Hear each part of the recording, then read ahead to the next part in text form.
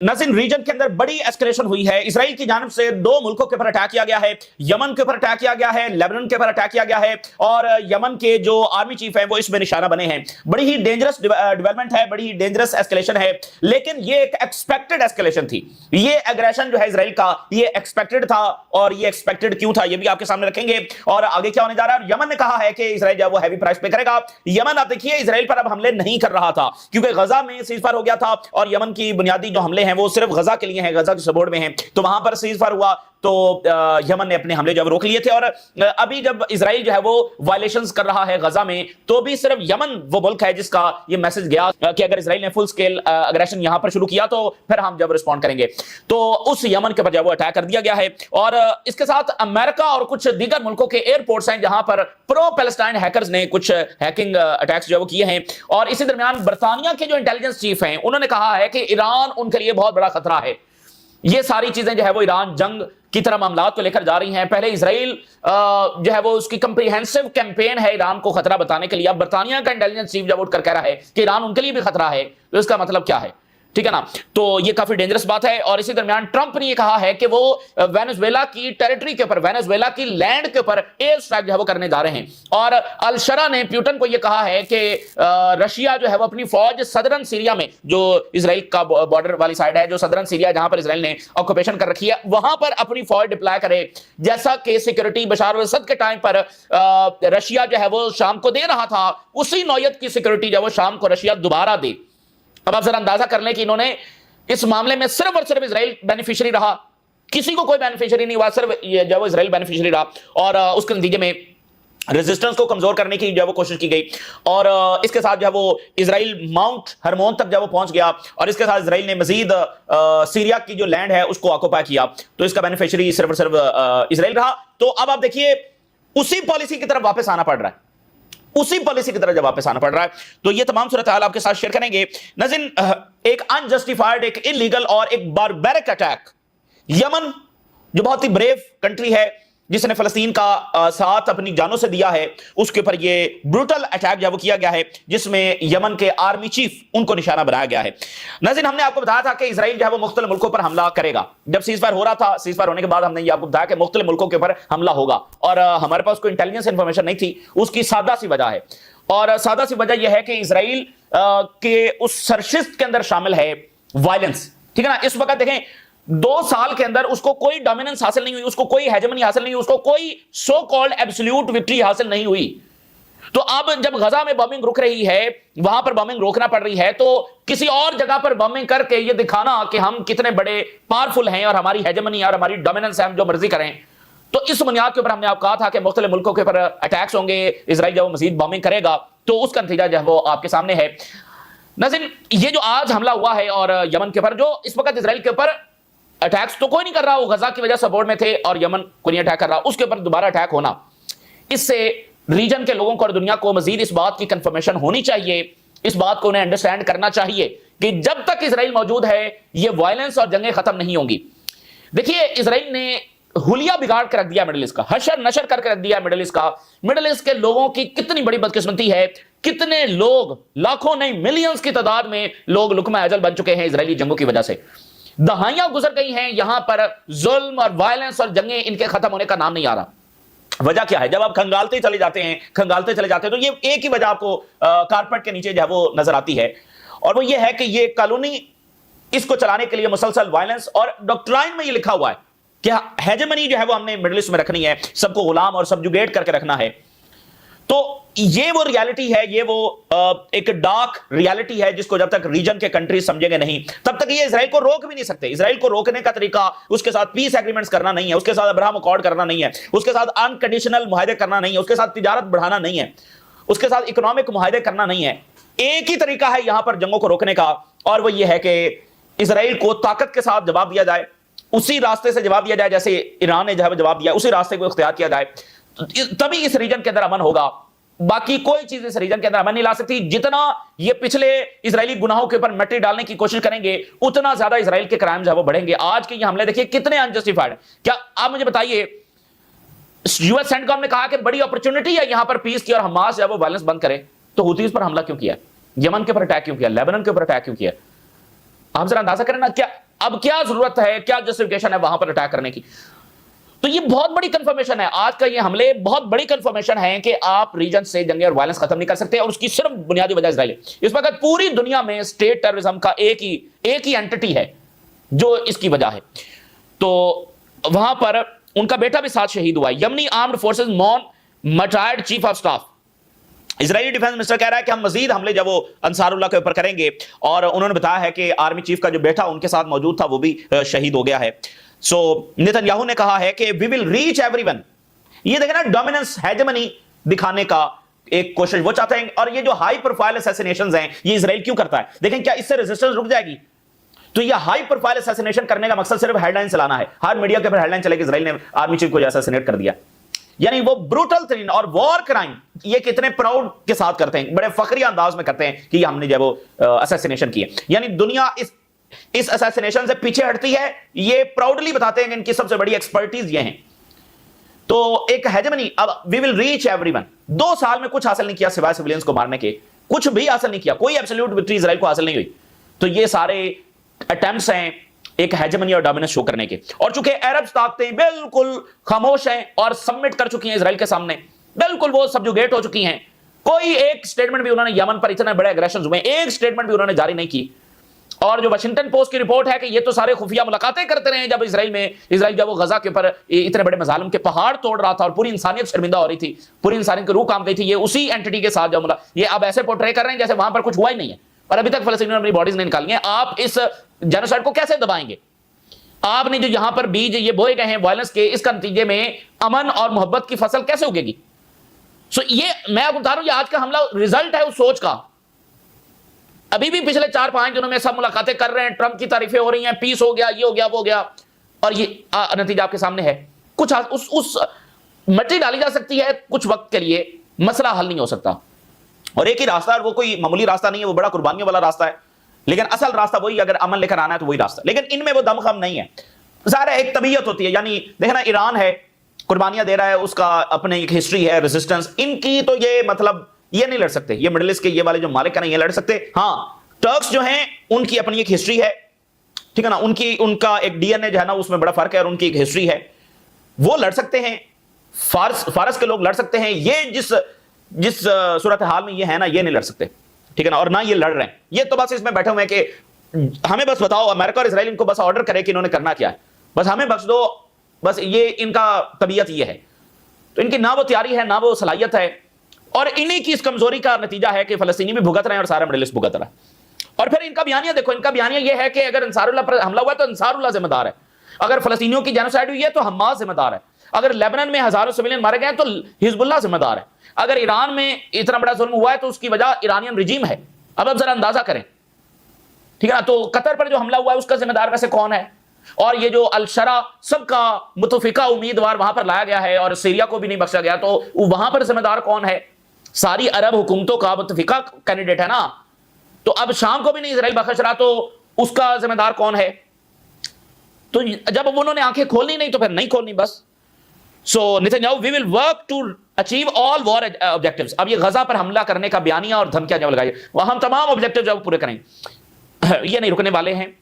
और एक ही तरीका है, इनको मुंह तोड़ जवाब दिया जाए, इनकी अकल ठिकाने लगाई जाए। और एक ही तरीका है, मिजाज बरसेंगे तो इनकी अकल ठिकाने आएगी, जैसे आई जब ये पहली बार ऐसा हुआ, पहली बार for the very first time in history, जब ये मलबे तले दबे हैं, उसके बाद इनकी अकल ठिकाने आई और ये भागे में फिर सीज फायर की।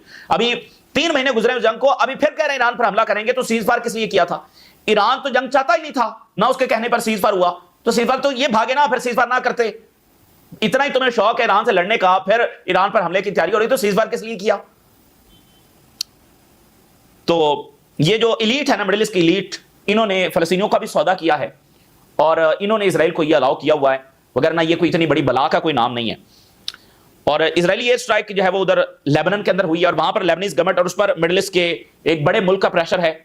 उधर से अमेरिका का तो है या इधर से मिडिल ईस्ट के एक बड़े मुल्क का प्रेशर है। हालांकि हिजबुल्लाह ने उस मुल्क को मैसेज भी भेजा, लेकिन उसने पॉजिटिव अंदाज में जवाब नहीं दिया, ठीक है ना। और इस वक्त लेबनान के ऊपर भी एयर स्ट्राइक्स हो रही हैं, तो वहां पर उल्टा लेबनीज गवर्नमेंट हिजबुल्लाह, और भाई ये जो सदर और प्राइम मिनिस्टर है ये तो अभी आया ना, कुछ महीने हुए हैं, हिजबुल्लाह तो दहाइयों से लेबनान की हिफाजत कर रही है, तो वहां पर प्रेशर उल्टा हिजबुल्लाह के ऊपर है।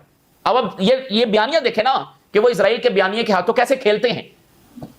कैसे कठपुतली हैं कि वो इस बात को मानते हैं कि लेबनान पर हमलों की वजह हिजबुल्लाह है। अब आप जरा अंदाजा करें। तो यमन ने कहा है कि हम रिस्पॉन्ड करेंगे और इजराइल जो है हैवी प्राइस पे करेगा, और यानी कि यमन हमले नहीं कर रहा था, अब यमन के हमले आप देखेंगे। और इसी के साथ जब गजा में सीजफायर तोड़ने की उधर अटेम्प्ट्स हो रही हैं, उसका बयानिया बनाया जा रहा है, तो इधर मुख्तलिफ मुल्कों के साथ एस्केलेशन और एग्रेशन जो है वो आपको नजर आएगा। तो जो हम ये कहते रहे कि ये आर पार की जंग है, ये ग्रेटर इजराइल की जंग है और या फिर नो इजराइल की जंग है, तो अनफॉर्चुनेटली एक बार फिर ये हमले साबित कर रहे हैं कि ये मामला तो किसी सोल्यूशन को, अभी किसी कंप्रीहेंसिव एग्रीमेंट की तरफ तो नहीं जा रहा। तो ये उसी जंग, वही जंग है, कंटिन्यू है। पहले भी 2 मरतबा सीजफायर हुआ है, अब फिर सीजफायर हो गया है, तो वो जंग जारी है और वही जंग है, आर पार की ये लड़ाई है।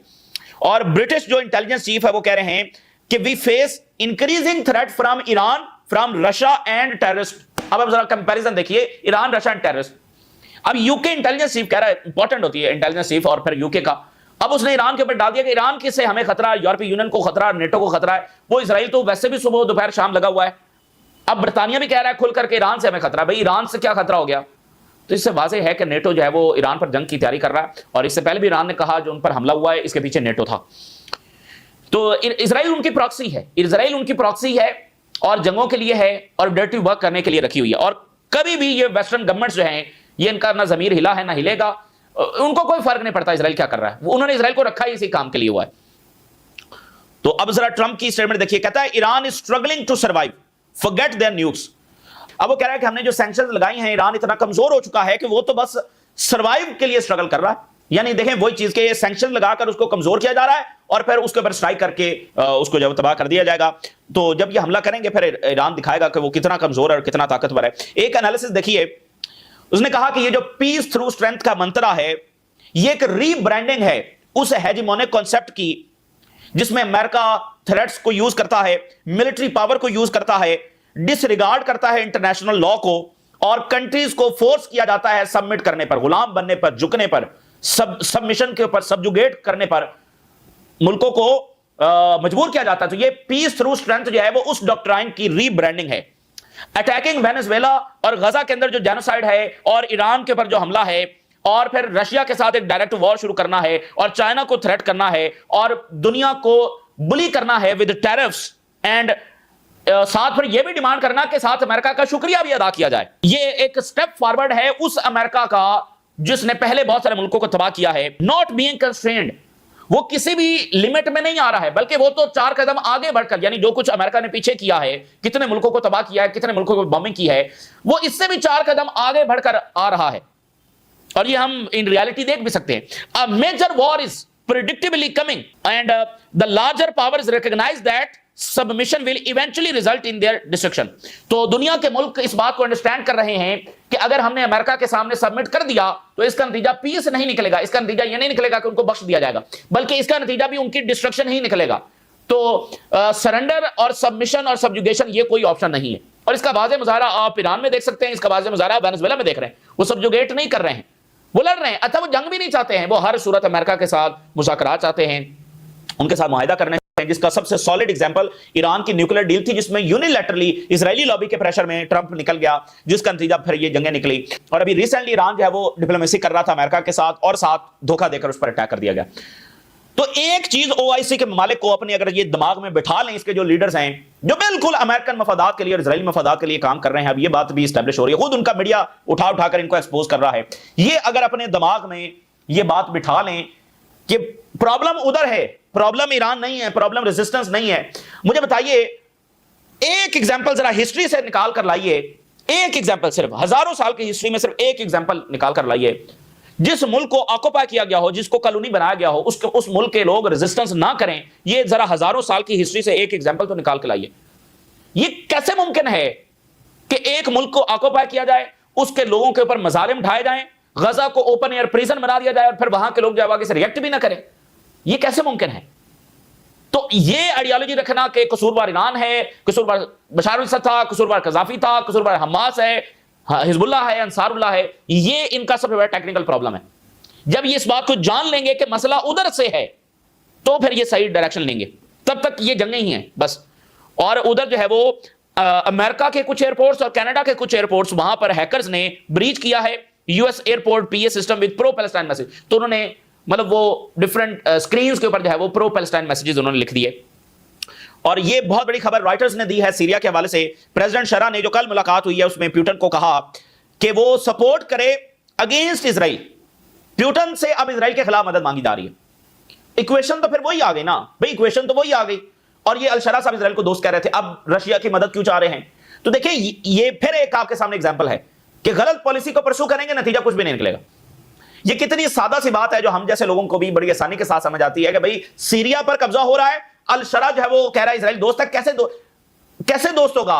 लोग कैसे इस बात को मान लेंगे? जिनके ऊपर अटैक हो रहा है, उन पर कब्जा हो रहा है, वो तो अल-शरा को उठाकर बाहर फेंकेंगे कि भाई ये तो इजराइल का नुमाइंदा है जो अपने वतन का दिफा नहीं कर रहा, उल्टा इजराइल को दोस्त कह रहा है।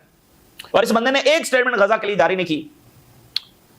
तो अब जो है वो जाकर रशिया से मदद मांग रहा है एंड रशिया जो है वो मिलिट्री डिप्लॉयमेंट करे सदरन सीरिया में।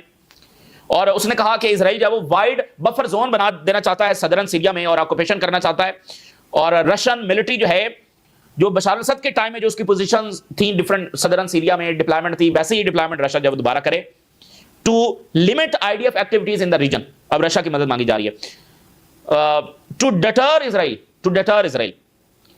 एक ऐसा सेटअप वहां पर यानी डिप्लॉयमेंट की जाए identical to what Russia had in place during the Assad regime. बिल्कुल उस लेवल की, यानी थोड़ी बहुत डिप्लॉयमेंट नहीं, बिल्कुल उस लेवल की, उस लार्ज स्केल की डिप्लॉयमेंट जैसे बशार अल असद के टाइम पर थी। तो अभी आप देखिए Gaza buried under 70 million tons of debris. इतना ज्यादा मलबा और इतने ज्यादा बम वहां पर गिराए गए हैं। यूनाइटेड नेशन की तारीख के अंदर इतने लोग नहीं मरे जितने यूनाइटेड नेशन के लोग इस जंग में मारे गए, और उसके बावजूद नेतन्याहू को यूनाइटेड नेशन में खिताब करने दिया गया। तो अब ये बात सामने आ रही है कि इन्होंने कैसे पूरी दुनिया में ये दुनिया को कंट्रोल कर रहे हैं, यरगमाल बनाया हुआ है पूरी दुनिया को। तो ये इंसानियत को अपनी जंग लड़नी है। यूनाइटेड नेशन की तारीख में सबसे ज्यादा लोगों को मारने वाला ये नेतन्याहू, जिसपे आलमी अदालत के वारंट जारी हुए हैं, वो यूनाइटेड नेशन में जाकर खिताब कर रहा है। तो अभी आप देखिए फलस्तीनी प्रिजनर एक रिहा हुए हैं, तो किस तरह का टॉर्चर किया गया। उनको बताया गया कि उनकी सारी फैमिली जब वो शहीद हो चुकी है। जब वो बाहर आए हैं तो उनको पता चला कि उनकी फैमिली जो है वो जिंदा है, सलामत है, अलाइव है। वो कहते हैं कि मेरा एक एक लम्हा जो है वो किस अजियत में जेल में गुजरा, बच्चे, फैमिली ये सारे शहीद हो गए। तो बाहर आए तो उनको पता चला कि फैमिली जो है वो अलाइव है। और इसी दरमियान ट्रंप साहब ये फरमा रहे हैं कि इससे पहले हमने वेनेजुएला की जो बोट्स हैं उनको निशाना बनाया, और अब हम लॉन्च करेंगे strikes on the land sites part of the combating drug trafficking from Latin America. अब हम वहां पर लैंड के ऊपर, वेनेजुएला की लैंड के ऊपर अटैक करने जा रहे हैं। ये नई दुनिया है और ये नई पीस है, ये नया पीस है, ये दुनिया में नई अमन है। एक पहले वॉर ऑन टेरर थी, ये वॉर फॉर पीस है। पता नहीं इस पर कितने मुल्क जब तबाह होंगे। तो बड़ा मुश्किल टाइम जब इंसानियत के ऊपर आया है। तो ये इस वक्त की ताज़ा तरीन सूरत हाल है जो आपके साथ शेयर किया हमने। राज आगाह करें, इजाज़त दीजिए, अल्लाह।